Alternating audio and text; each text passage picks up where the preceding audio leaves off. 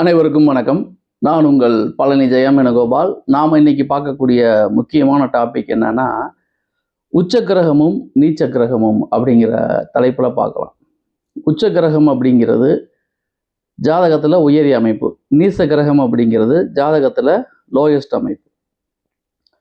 ஒரே கிரகம் உச்சமா இருந்தா என்ன பலனை கொடுக்கும், அதே கிரகம் நீசமா இருந்தா என்ன பலனை கொடுக்கும் அப்படிங்கிறத நம்ம பார்க்கலாம். பொதுவாக ஒவ்வொரு கிரகமும் எந்த வீட்டில் உச்சம் பெறுது அப்படிங்கிறத நம்ம தெரிஞ்சுக்கணும். இப்போ சூரியன் மேசத்தில் உச்சம் பெறுது, அதுக்கு நேர் 7ஆம் வீடான துலாத்தில் நீசம் பெறுது. சந்திரன் ரிஷபத்தில் உச்சம் பெறுது, அதுக்கு நேர் 7ஆம் வீடான விருச்சிகத்தில் நீசம் பெறுது. செவ்வாய் அப்படிங்கிறது மகரத்தில் உச்சம் பெறுது, நேர் 7ஆம் வீடான கடகத்தில் நீசம் பெறுது. சுக்கிரன் மீனத்தில் உச்சம் பெறாரு, அதுக்கு நேர் 7ஆம் வீடான கன்னியில் நீசம் பெறாரு. அப்போ சனி பகவான் உச்சம் பெறது அப்படிங்கிறது துலாத்தில், அதுக்கு நேர் 7ஆம் வீடான மேசத்தில் நீசம் பெறாரு. குரு உச்சம் பெறது அப்படிங்கிறது கடகத்தில், அதுக்கு நேர் 7ஆம் வீடான மகரத்தில் நீசம் பெறார். இதெல்லாம் உங்களுக்கு தெரிஞ்சது தான்.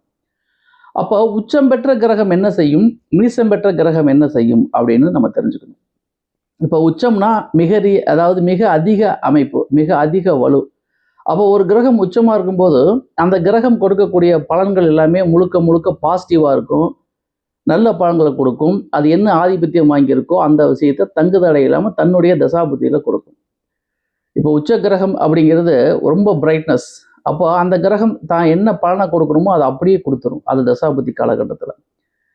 எந்த கிரகம் வேணா இருக்கட்டும், சூரியன் உச்சமாக இருந்தால் என்ன நடக்கும், அரசாங்க பதவிகள், அரசு வேலைகள், அரசு ஆதாயங்கள், இது எல்லாமே ஜாதகருக்கு நிர்வாகத்திறன்லையும் கிடைக்கும், அரசியல் ரீதியாகவும் கிடைக்கும், அரசாங்க ரீதியாகவும் கிடைக்கும். அப்போ சூரியன் உச்சம் பெற்றால் சூரியனுடைய காரகத்துவங்கள் எல்லாமே ஜாதகருக்கு தங்குதடை இல்லாமல் கிடைக்கும். சந்திரன் உச்சம் பெற்றால் ஜாதகருடைய கற்பனை திறன் நல்லா இருக்கும், எழுத்து திறன் நல்லா இருக்கும், அறிவு நல்லா இருக்கும், புத்தி கூர்மை நல்லா இருக்கும், மற்றவங்களோட பேசுகிற தன்மை நல்லா இருக்கும், தாய் அன்பு அதிகமாக இருக்கும், எல்லாத்தையும் அன்பாக இருப்பாங்க, கடிஞ்சு பேச மாட்டாங்க. அதே சமயத்தில் நீசமாயிட்டா அந்த கிரகம் கொடுக்கக்கூடிய பவர் அப்படியே டோட்டலாக 0 ஆயிடும். உச்சமாக இருக்கிறப்ப என்னென்ன கொடுத்ததோ அது அப்படியே நீசத்தில் 0 ஆயிடும்.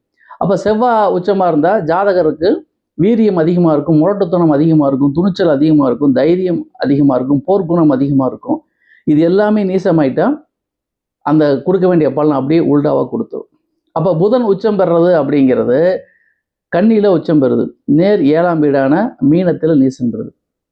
அப்போ புதன் உச்சமான என்ன கிடைக்கும், ஜாதகருக்கு எழுத்து, கணித புலமை, ஜோதிட அறிவு, வியாபாரத்திறன், நுணுக்கம், சாதுரியம், புத்தி கூர்மை, இவை எல்லாமே அதிகமாக இருக்கும். அதே புதன் நீசமாயிட்டா டோட்டலாக 0 ஆயிடும். புதன் பேச்சுக்கு காரகன். அப்போ புதன் நீசமானாலே பேச்சு சம்பந்தப்பட்ட விஷயத்தில் ஒரு பிரச்சனை இருக்குது, படிப்பு சம்பந்தப்பட்ட விஷயத்தில் ஒரு பிரச்சனை இருக்குது, கணிதம் சம்பந்தப்பட்ட விஷயத்தில் ஒரு பிரச்சனை இருக்குது அப்படின்னு நம்ம முடிவு பண்ணிடலாம். குரு நீசமானா, குரு உச்சமானா ஜாதகருக்கு முழுக்க முழுக்க பாசிட்டிவான பலன் தான். ஏன்னா முழுக்க முழுக்க சுபகிரகம் குரு. அந்த குரு உச்சமாக இருக்கிறப்ப தனது தசாபுத்தி காலகட்டத்தில் என்ன ஆதிபத்தியமோ அது கொடுக்க வேண்டிய பலன்களை சிந்தாமல் சிதறாமல் ஜாதகருக்கு கொடுத்து விடுவார் அப்படிங்கிறது முக்கியம். அதே சமயத்தில் குரு நீசமானா குருவுடைய தன்மைகள் எல்லாமே டெட் ஆப்போசிட்டாக மாறிடும். அதாவது குரு இயற்கை அன்பாக இருப்பார், பொறுப்பாக இருப்பார், பக்குவமாக இருப்பார், ஆன்மீக ரீதியாக இருப்பார், தயால குணத்தோடு இருப்பார். நீசம் பெற்றா அப்படியே டோட்டலாக உல்டாவாக மாறிக்குவார். அப்போ ஒரு கிரகம் உச்சம் பெறதுக்கும் நீசம் பெறதுக்கு என்ன வித்தியாசம் அப்படின்னா, உச்சம் பெற்ற கிரகம் நன்மையை தரும், நீசம் பெற்ற கிரகம் தீமை தரும். இது பொதுவாக எல்லாத்துக்கும் தெரிஞ்ச விஷயம்தான். அப்போ ஒவ்வொரு கிரகம் உச்சம் பெற்றா அந்த கிரகம் எதுக்கு காரகத்துவம் வகிக்கிறதோ அந்த விஷயங்கள் தங்குதடை இல்லாமல் ஜாதகருக்கு அதனுடைய தசாபுத்திகளில் கிடைக்கும். ஒரு கிரகம் நீசம் பெற்றா அது என்ன ஆதிபத்தியம் பெற்றிருக்கு, என்ன கொடுக்க வேண்டியமோ அந்த பலன்களை உல்டாவாக கொடுக்கும் அப்படிங்கிறது பொதுவான தகவல். இங்கே தான் ஒரு ட்விஸ்ட் இருக்குது. ஒரு உச்சம் பெற்ற கிரகம் தீமையை தருவதற்கும் ஒரு நீசம் பெற்ற கிரகம் நன்மையை தருவதற்கும் ஒரு வித்தியாசம் இருக்குது. அது என்ன அமைப்புனா, அந்த கிரகம் வக்ரமாயிருக்குன்னு வச்சுக்கோங்க. இப்போ உச்ச கிரகம் வக்ரமானால் அது நீச கிரகத்துக்கு பலனை தரும். அதே கிரகம் நீச கிரகம் வக்ரமாயிட்டா அது உச்ச கிரகத்துக்கு சமமான பலனை தரும். அப்போது ஜாதகத்தில் பலன் எங்கே வேறுபடுது, உச்ச கிரகம் நீச கிரகம் எங்கே வருதோ அது வக்ரமாயிருந்தால் தன்னுடைய காரத்துவ பலனை டோட்டலாக மாற்றி கொடுத்துரும்.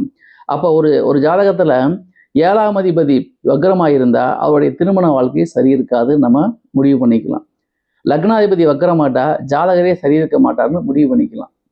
2ஆம் அதிபதி வக்கரமாயிட்டா குடும்பத்தில் நல்ல உறவுகள் அமையாது, வருமானம் சொல்லிக்கிற மாதிரி இருக்காது அப்படின்னு நம்ம சொல்லிடலாம். 3ஆம் அதிபதி வக்கரமாயிருந்தா ஜாதகருடைய பேச்சு, ஜாதகருடைய எழுத்து, ஜாதகருடைய கம்யூனிகேஷன், ஜாதகருடைய தகவல் தொடர்பு எல்லாமே பாதிக்கப்படும். இதே மாதிரி நம்ம மாற்றி மாற்றி சொல்லிக்கிட்டே போகலாம். அப்போ நம்ம இந்த பதிவு மூலம் தெரிஞ்சுக்க வேண்டியது உச்ச கிரகமும் நீச கிரகமும். உச்ச கிரகம் நன்மை செய்வதற்கும் வாய்ப்புகள் உண்டு, நீச கிரகம் தீமை செய்வதற்கும் வாய்ப்புகள் உண்டு. இது பொதுவான தகவல்.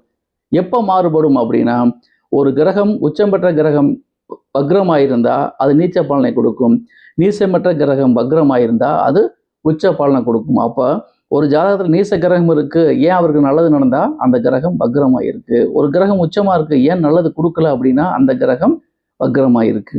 இதே மாதிரி ஒவ்வொரு தனிப்பட்ட ஜாதகத்தை பொறுத்தும் அதில் உள்ள கிரக அமைவுகளை பொறுத்தும் பலன்கள் வேறுபடும் என்ற அடிப்படை உண்மைகளை நாம் மறந்துவிடக்கூடாது. எனவே பொதுவாக நம்ம என்னத்தை தெரிஞ்சுக்கணும் அப்படின்னா, உங்கள் ஜாதகத்தில் எந்த கிரகம் வக்ரமாக இருக்குது, எந்த கிரகம் நீசமாக இருக்குது, எந்த கிரகம் உச்சமாக இருக்குது, இதெல்லாம் நீங்கள் பார்த்துக்குங்க. அந்த கிரகம் வக்ரம் பெற்றிருந்தா நிச்சயமாக உல்டாவான பலனை தான் தரும் அப்படிங்கிறத நம்ம புரிஞ்சுக்கலாம். அப்போ உச்சம் பெற்ற கிரகம் அது லக்னாதிபதியே உச்சம் பெற்றிருந்தா ஜாதகரே முரண்பாடாக நடப்பதற்கு வாய்ப்புகள் உண்டு. எப்போ லக்னாதிபதி உச்சம் பெற்று நீசம் பெற்றிருந்தால் ஜாதகர் தனக்குத்தானே ஒரு பிரச்சனையாக இருப்பார் அப்படிங்கிறது புரிஞ்சுக்கலாம். அப்போ உச்ச கிரகமும் நீச கிரகமும் ஒரே பலனைத்தான் தரணும் நம்ம ஒரே கான்செப்ட்ல பார்த்துருக்க முடியாது. அந்த கிரகங்கள் பலனை மாற்றி தருவதற்கும் வாய்ப்புகள் உண்டு. நான் சொல்றது எல்லாமே அடிப்படையான விஷயங்கள், எல்லாத்துக்கும் தெரிஞ்ச விஷயங்கள் தான். ஆனால் அடிப்படையில் இதுதான் முக்கியம். ஒரு கிரகம் உச்சமா இருக்கு, ஏன் நல்லது பண்ணல, ஒரு கிரகம் நீசமா இருக்கு, ஏன் நல்லது பண்ணுச்சுன்னா அந்த கிரகம் வக்ரம்ங்கிற ஒரு கான்செப்ட்ல இருந்தா இந்த விஷயம் மாறுபடும். இந்த பதிவு உங்களுக்கு பிடிச்சிருக்குன்னு நினைக்கிறேன். நான் சொல்றது எல்லாமே பொதுவான தகவல்கள். தனிப்பட்ட ஜாதகத்தை பொறுத்து அதில் உள்ள கிரக அமைவுகளை பொறுத்து பலன்கள் வேறுபடும் என்ற அடிப்படை உண்மைகளை நாம் மறந்துவிடக்கூடாது. பொதுவான தகவல் என்பது வேறு, தனிப்பட்ட ஜாதக பலன் என்பது வேறு. உங்க ஜாதகத்துல என்ன கிரகம் உச்சமா இருக்கு, என்ன கிரகம் நீசமா இருக்கு அப்படின்னு கமெண்ட்ல சொல்லுங்க. மீண்டும் அடுத்த பதிவில் வேறொரு தலைப்பில் உங்களை சந்திக்கின்றேன். அதுவரை உங்களிடமிருந்து விடை பெறுவது உங்கள் ஜெயம் வேணுகோபால். நன்றி, வணக்கம்.